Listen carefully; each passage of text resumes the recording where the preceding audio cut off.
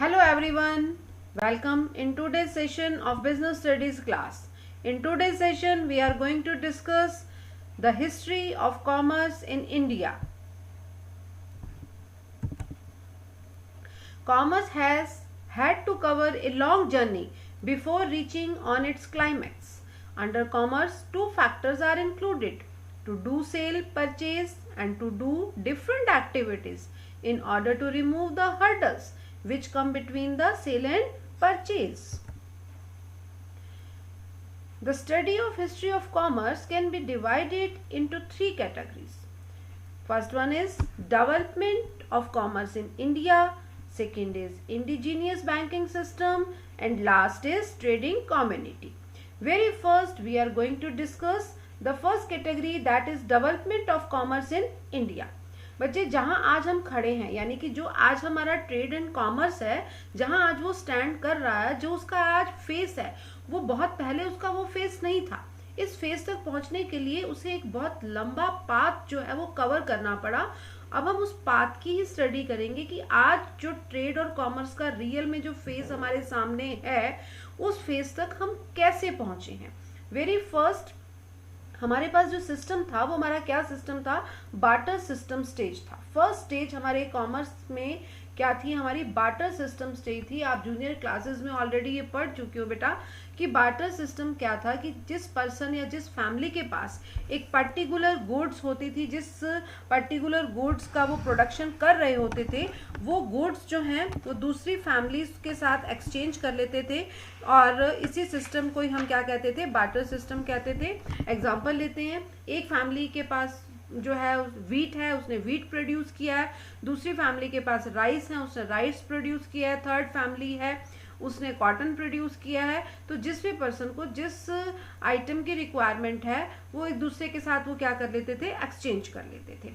Second stage जब हम move हुए तो वो स्टेज आई बेटा village economy stage. Village economy stage में क्या था कि वहां पर जो हमारी पीपल थे वो डिफरेंट ट्राइब्स के अंदर डिवाइड हो चुके थे. ट्राइब्स मीन्स कि एक लार्ज स्केल पर फैमिली ग्रुप्स बन चुके थे. वो फैमिली ग्रुप्स पर्टिकुलर थिंग्स का प्रोडक्शन करते थे और दूसरे फैमिली ग्रुप्स के साथ अपने विलेज में ही, ठीक है, अपने विलेज में ही उन्हीं गुड्स का क्या करते थे? एक्सचेंज करते थे. जैसे एक पर्टिकुलर फैमिली है जो एक पर्टिकुलर ट्राइब से बिलोंग कर रही है, तो उस पूरी ट्राइब ने जिस एक पर्टिकुलर थिंग का प्रोडक्शन किया या कुछ एग्रीकल्चर सेक्टर में कल्टीवेशन किया, तो वो दूसरे ट्राइब के साथ अपने गुड्स को क्या कर लेते थे? एक्सचेंज कर लेते थे. ये हमारी थी विलेज इकोनॉमी स्टेज.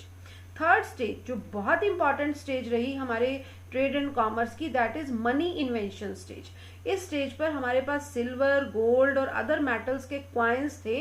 तो जो भी गुड्स हम एक्सचेंज करते थे, तो बदले में गुड्स नहीं देते थे, बदले में क्या देते थे?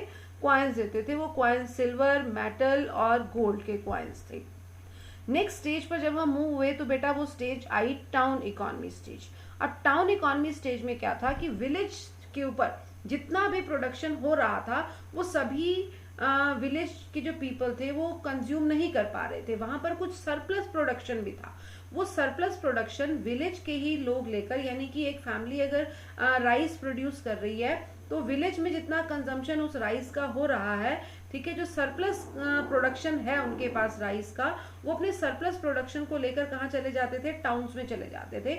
उसी फैमिली के ही कुछ मेंबर्स, ठीक है, अपने प्रोडक्शन को लेकर टाउन में शिफ्ट हो जाते थे. वो टाउन में ट्रेड करते थे, राइस को बेचने का काम टाउन में करते थे. ये हमारी जो स्टेज थी, फोर्थ स्टेज थी बेटा हमारी टाउन इकोनॉमी स्टेज. नेक्स्ट जो स्टेज पर हम आए, that is industrial revolution stage. ये वो स्टेज थी जब हमने फायर का, व्हील का इन्वेंशन कर लिया था, ठीक है. तो यहाँ पर हमने इंडस्ट्रीज जो है वो एस्टैब्लिश की. बहुत सारी मशीन्स जो हैं यहाँ पर आ चुकी थी. इन इंडस्ट्रीज में मेन इंडस्ट्रीज रही टेक्सटाइल इंडस्ट्रीज और शुगर इंडस्ट्रीज.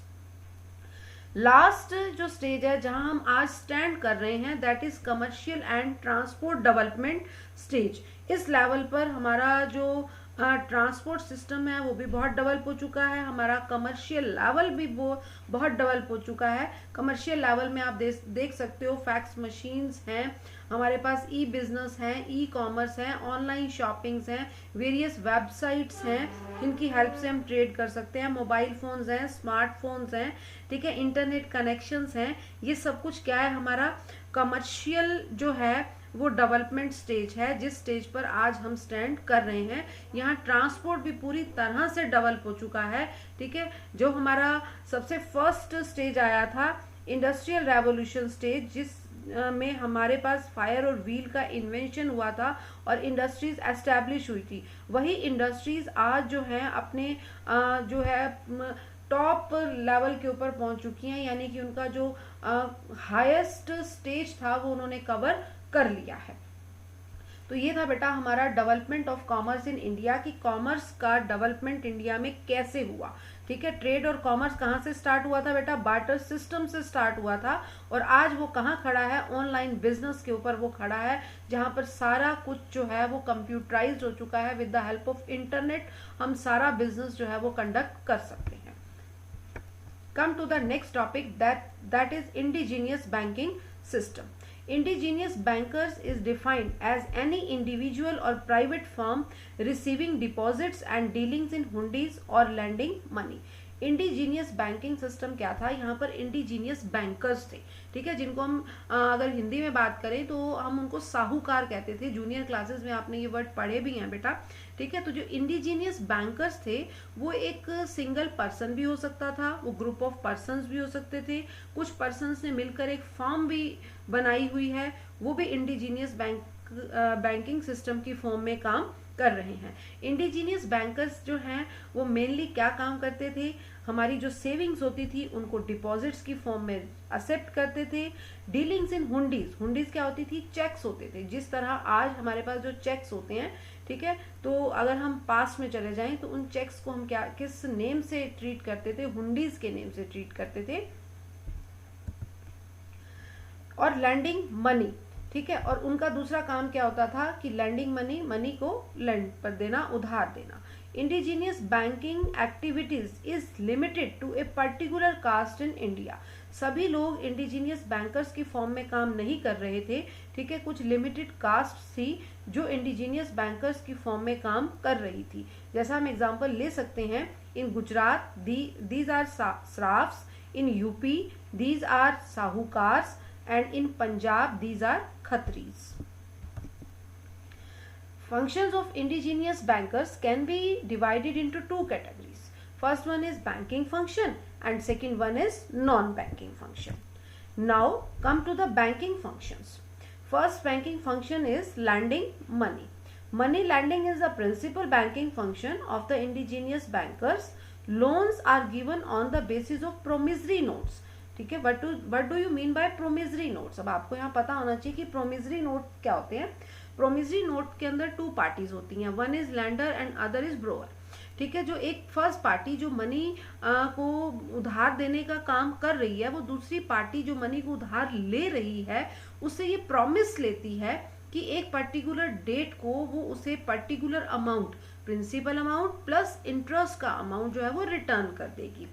सिंपल रिसीप्ट्स की हेल्प से भी मनी लैंडिंग का काम होता था, लीगल डॉक्यूमेंट्स की हेल्प से भी मनी लैंडिंग का काम होता था, पर्सनल सिक्योरिटीज और मॉर्गेजेस की हेल्प से भी लैंडिंग मनी का जो फंक्शन है वो परफॉर्म होता था। पर्सनल सिक्योरिटीज का मतलब होता था कि एक पर्सन दूसरे पर्सन की गारंटी लेता था कि अगर ये पर्सन टाइम पर मनी रिटर्न नहीं करेगा तो उसके प्लेस पर वो पर्सन मनी रिटर्न करेगा।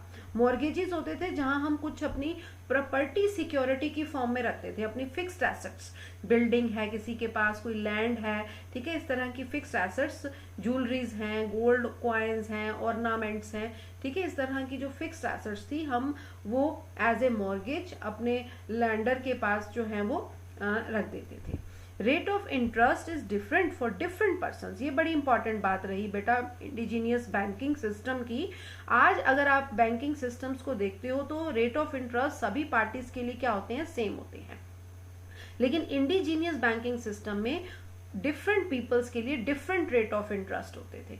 ठीक है, जो इंडिजीनियस बैंकर्स थे उनकी मर्जी रहती थी कि वो किसी भी पर्सन से कितना भी रेट ऑफ इंटरेस्ट चार्ज कर सकते थे, एंड एट डिफरेंट प्लेसेस ये rate of interest place to place भी क्या करते थे, वैरी करते थे. Accepting deposit is the second banking function of indigenous bankers. That is, another important banking function of indigenous bankers is to accept deposit of the people. ये हमारी जो savings होती थी उन्हें डिपॉजिट की फॉर्म में एक्सेप्ट करने का काम भी करते थे. These deposits are paid on demand और at a stipulated time. ठीक है, ये डिपॉजिट्स जो हैं जब भी पर्सन्स को चाहिए अपनी सेविंग्स वो इनसे वापस ले सकता था. It means paid on demand. ठीक है, और एट ए स्टिपुलेटेड टाइम का मतलब है कि एक पर्टिकुलर टाइम पीरियड के लिए 1 ईयर 2 ईयर 6 मंथ्स के लिए भी हम अपनी सेविंग्स इंडिजीनियस बैंकर्स को डिपॉजिट करवा सकते थे. Deposits can be withdrawn by the depositors personally और through their return orders. Deposits का जो मनी था, हमारा जो सेविंग्स का मनी था, इंडिजीनियस बैंकर्स के पास जाकर हम खुद भी विड्रॉ कर सकते थे या हम अपना रिटर्न ऑर्डर किसी दूसरे पर्सन को दे सकते थे कि इंडिजीनियस बैंकर्स आप हमारा मनी इस पर्टिकुलर पर्सन को दे दीजिए, ऐसा उस रिटर्न ऑर्डर में राइट किया होता था. Third one is dealing in hundis. Hundi is a credit note of the indigenous bankers like checks for the modern banks. These banks deals in the sale and purchase of various kinds of hundis. Hundis may be दर्शनी और मुद्दती. जैसा कि बेटा मैंने अभी आपको previous slide में डिस्कस किया कि हुंडी क्या होती थी. हुंडी एक क्रेडिट नोट होती थी जो आज के बैंकिंग सिस्टम में आप देख सकते हो कि जो फंक्शन चेक परफॉर्म करते हैं, ठीक है, वही फंक्शन जो है ओल्डन डेज में हुंडीज परफॉर्म करती थी. हुंडीज जो है वो एक क्रेडिट नोट थी और हुंडीज की हमने 2 कैटेगरीज यहाँ डिस्कस की हैं. वन इज दर्शनी एंड सेकंड इज मुद्दती.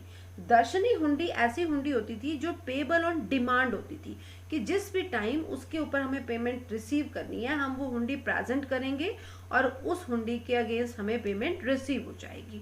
बट जो मुद्दती हुंडी होती थी वो एक स्टिपुलेटेड डेट इन फ्यूचर पर काम करती थी. ठीक है, मुद्दती hundi is payable only at the stipulated date in future. मुद्दती हुंडी के ऊपर एक फिक्स टाइम पीरियड होता था, उसी फिक्स टाइम पीरियड पर ही उस हुंडी की पेमेंट होती थी, उससे पहले उस हुंडी की पेमेंट नहीं हो सकती थी. एक फिक्स डेट उसके ऊपर मेंशन होती थी. Now come to the detail classification of the hundis. अगर हम हुंडीज की बात करते हैं तो हुंडीज 2 कैटेगरीज में है हमारे पास. वन इज दर्शनी एंड सेकंड इज मुद्दती. और ब्रॉडर सेंस में अगर हम इनकी बेटा बात करें तो हम दर्शनी हुंडी को कैटेगराइज कर सकते हैं 4 पार्ट्स में और मुद्दती हुंडी को कैटेगराइज कर सकते हैं 3 पार्ट्स में. 1 बाय 1 हम सभी पार्ट्स का डिस्कशन करेंगे. दर्शनी हुंडी का फर्स्ट कैटेगरी है हमारे पास धानी जोग हुंडी. धानी जोग हुंडी क्या है बेटा? Payable to any person. जिस पर्सन के पास ये हुंडी होती है उसको इसका पेमेंट रिसीव हो जाता है. पेमेंट करने वाले पर्सन की कोई लायबिलिटी नहीं रहती कि वो किसको ये पेमेंट दे रहा है. Second category is Sahjog hundi. Payment to a specific person, liability over who receive payment. जिस पर्सन का नेम इस हुंडी के ऊपर मेंशन होता है उसी स्पेसिफिक पर्सन को ही ये पेमेंट रिसीव होती है और जो पेमेंट करने वाला है उसकी ये लायबिलिटी रहती है कि वो सही पर्सन को ही पेमेंट करे.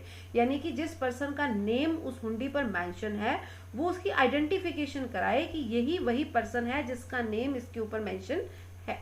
थर्ड कैटेगरी इज फर्मन जोग हुंडी.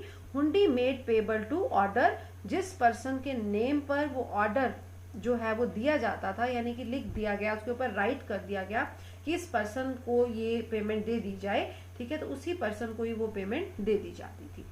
Next and last category is देखन हर हुंडी. पेबल टू द प्रेजेंटर और बियरर. जिस पर्सन के हैंड में वो हुंडी होती थी वही उसका ऑनर होता था और वही उसकी पेमेंट रिसीव कर सकता था. अब आप यहाँ थोड़े से कंफ्यूज हो जाओगे बेटा कि सहजोग हुंडी और जो फरमन जोग हुंडी है कुछ सेम लग रही हैं, देखन हर हुंडी और धानी जोग हुंडी भी कुछ सेम लग रही हैं. काफी हद तक ये सेम ही होती हैं बट इनके नेम में थोड़ा सा डिफरेंस होता है. ठीक है, अलग अलग टाइम्स पर अलग अलग तरह के बिजनेसमैन ने अलग अलग तरह की हुंडीज यूज की हैं. Now come to the second category, that is मुद्दती हुंडी। मुद्दती हुंडी को हम कैटेगराइज कर रहे हैं बेटा 3 पार्ट्स में। फर्स्ट इज धानी जोग हुंडी, धानी जोग मुद्दती हुंडी, इस तरह से आपने इसको बोलना है बेटा, धानी जोग मुद्दती hundi. Payable to any person, no liability over who receive payment, same रहेगा जैसा हमने दर्शनी में डिस्कस किया, ठीक है, कि कोई लाइबिलिटी नहीं है पेमेंट करने वाले की, ठीक है, किसी भी पर्सन को वो इसके अगेंस्ट पेमेंट दे सकता है। बट यहाँ पर एक डिफरेंस आ रहा है दर्शनी और मुद्दती का, but payment over A fix term, fix time period होता है कि एक पर्टिकुलर डेट को ही पेमेंट मिलेगी, उससे पहले उसको पेमेंट नहीं मिलेगी।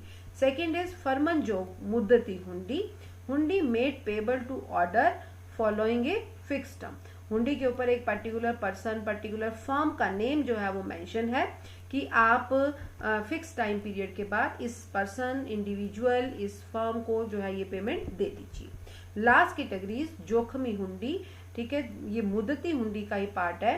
ड्रोन अगेंस्ट डिस्पैच गुड्स, जोखमी हुंडी जैसा कि इसके नेम से आपको क्लैरिफाई हो रहा है बेटा कि जोखमी है इसका नेम। जोखमी में हमने क्या देखना है कि जब एक जो सेलर है वो डिस्पैच कर देता है, गुड्स को सेंड कर देता है दूसरे पर्सन के पास, यानी कि अपने बायर को वो भेज रहा है और गुड्स जो है वो रास्ते में है, और if goods lost in transit, अगर वो रास्ते में ही मतलब उनका कोई लॉस हो जाता है, ठीक है, फायर से लॉस हो रहा है, थेफ्ट से लॉस हो रहा है, इस तरह से किसी भी तरह से गुड्स जो है लॉस्ट हो जाती हैं इन ट्रांजिट, द ड्रोअर और holder bears the cost and the drawee carries no liability, ठीक है। मुद्दती हुंडी में ऐसा लिखा जाता था,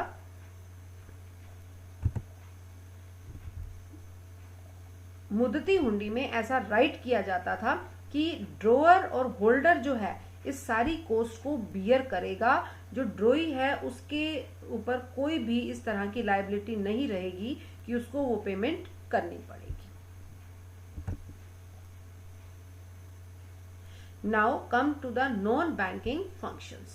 Beside banking functions, indigenous bankers perform various types of non-banking and trading functions as well.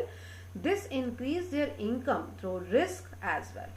ठीक है, बैंकिंग फंक्शंस के साथ साथ अपनी इनकम को इंक्रीज करने के लिए इंडिजीनियस बैंकर्स कुछ नॉन बैंकिंग फंक्शंस भी करते थे, जिसमें फर्स्ट रहेगा बेटा स्पेक्यूलेटिव ट्रेड। स्पेक्यूलेटिव ट्रेड में कि वो अपने साथ मनी डिपॉजिट कर रहे हैं, लैंडिंग कर रहे हैं, हुंडीज में डील कर रहे हैं, यहाँ पर कुछ वो ट्रेड भी कर रहे हैं, वीट का ट्रेड कर रहे हैं, जैगरी का कर रहे हैं, राइस का कर रहे हैं, इस तरह से वो कुछ प्रोडक्शन की हुई आइटम्स का क्या करते हैं, ट्रेड करते हैं। Second task is commission agents, ठीक है, कमीशन एजेंट्स कहाँ होते हैं, ग्रेन मार्केट में होते हैं, जो एग्रीकल्चर सेक्टर में जो भी प्रोडक्ट्स प्रोड्यूस हो रहे हैं उन सभी को परचेज कर लेते हैं और फिर उन्हें रिक्वायरमेंट के अकॉर्डिंग मार्केट में धीरे धीरे सप्लाई करते रहते हैं, ठीक है। आज भी ग्रेन मार्केट में कमीशन एजेंट्स होते हैं। लास्ट इज अदर बिजनेस, ठीक है, जो हमारे इंडिजीनियस बैंकर्स थे वो मनी लैंडिंग, डिपॉजिटिंग, हुंडीज के अलावा अदर बिजनेस भी करते थे, लाइक वो जूलर्स का काम भी करते थे। मेथड्स ऑफ एडवांसिंग लोन्स, हमारे जो इंडिजीनियस बैंकर्स हैं वो लोन्स प्रोवाइड करते थे अपने कस्टमर्स को, तो वो लोन्स प्रोवाइड करते हुए किन किन मेथड्स को फॉलो करते थे, जिसमें फर्स्ट मेथड रहेगा लोन्स अगेंस्ट द रिसीप्ट्स। एक सिंपल से रिसिप्ट इशू की जाती थी कि जो पर्सन लोन ले रहा है उसे एक रिसिप्ट दे दी जाती थी जिस पर उस पर्सन ने जितना अमाउंट का लोन लिया, it means principal amount plus interest and date, ठीक है, रिटर्न की डेट, ये सब कुछ पीरियड जो है वो टाइम पीरियड जो है वो मेंशन किया जाता था। नेक्स्ट इज बही लोन्स, ठीक है, बही आज भी ट्रेंड में है। रेड कलर की एक बुक जो है वो बिजनेसमैन जो है वो मेंटेन करते हैं, उसे हम बही कहते हैं, खाता बही भी कहा जाता है इसे। जो बही लोन्स हैं वो क्या होते थे कि जो लैंडर है वो अपने पास एक बही रखता था, उस बही के अंदर वो ट्रांजैक्शंस जो हैं वो राइट की जाती थी और उस पर्टिकुलर पर्सन के सिग्नेचर या थंब इम्प्रेशंस ले लिए जाते थे जो उनसे मनी बोरो कर रहा होता था। Next is mortgage loans. Mortgage loan में क्या होता था बेटा कि हम कुछ सिक्योरिटीज की फॉर्म में, ठीक है, कुछ सिक्योरिटीज की फॉर्म में हम अपने पास प्रॉपर्टी जो है वो रखते थे, लाइक ज्वेलरी, लैंड, बिल्डिंग, इस तरह से जो लैंडर्स होते थे अपने पास सिक्योरिटी की फॉर्म में कुछ फिक्स एसेट्स जो है वो रख लेते थे और बदले में क्या प्रोवाइड करते थे, मनी प्रोवाइड करते थे। And last is discounting of hundis. ठीक है, डिस्काउंटिंग ऑफ हुंडीज क्या रहा कि जो बैंकर्स थे वो हुंडीज को डिस्काउंट करने का भी काम करते थे। इट मीन्स अगर आपके पास कोई हुंडी है और उसकी अभी टाइम पीरियड फ्यूचर में है, अभी उसका टाइम पीरियड नहीं आया है, तो आप इंडिजीनियस बैंकर्स को वो हुंडी टाइम से पहले ही दे दो और इंडिजीनियस बैंकर्स उस हुंडी के अगेंस्ट आपको पहले ही मनी दे देंगे और जब ड्यू डेट आएगी तो वो ऑटोमेटिक अपने जो हुंडी का जो ड्रॉअर था उसके पास जाकर वो मनी जो है उसे रिसीव कर लेंगे। Next topic is importance of indigenous bankers. देखो, इंडिजीनियस बैंकर्स जो हैं वो उस टाइम के बिजनेस के जो हैं वो लाइफ ब्लड होते थे, क्योंकि उनके बिना कोई भी बिजनेस जो है वो प्रॉपरली जो है वो सरवाइव नहीं कर पाता था। तो उनका जो रोल रहा है वो स्मॉल ट्रेडर्स के लिए भी रहा है, एग्रीकल्चर सेक्टर के लिए भी रहा है, और वो एग्रीकल्चर सेक्टर को long term loans, short term loans, small traders को भी शॉर्ट टर्म और लॉन्ग टर्म लोन्स, सभी तरह के लोन्स वो प्रोवाइड करते थे ताकि जो बिजनेसमैन है वो बहुत अच्छे से सरवाइव कर सके।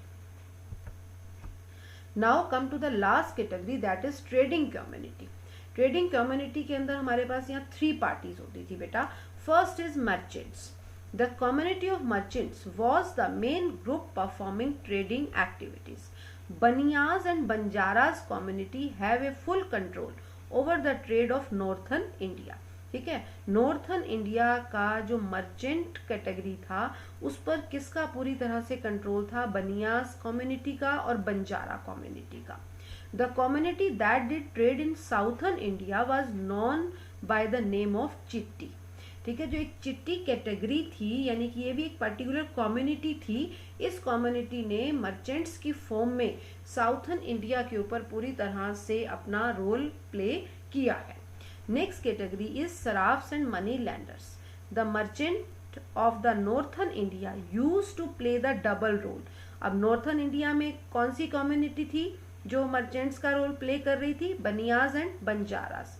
अब वही बनियाज और बंजारास मर्चेंट्स भी थे, सराफ भी थे और मनी लैंडर्स भी थे। On the one hand they did trading and on the other did the job of money landers.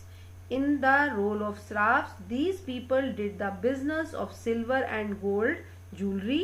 In the role of money lenders, these people used to lend money to the people. Very simple. Now come to the last one, that is brokers. The third trading community were named as brokers or dalals.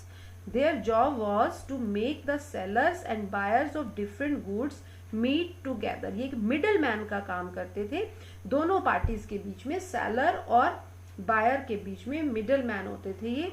ठीक है, और इनको middle man की form में दलाल कहा जाता था और ये अपनी सर्विसेज प्रोवाइड करते थे। ये खुद कुछ भी बेच और खुद भी खरीद नहीं रहे हैं बेटा, ये सिर्फ अपनी सर्विसेज प्रोवाइड कर रहे हैं और अपनी सर्विसेज के बदले में इन ब्रोकर्स को कमीशन मिलता था, वही इनकी क्या होती थी? इनकम होती थी।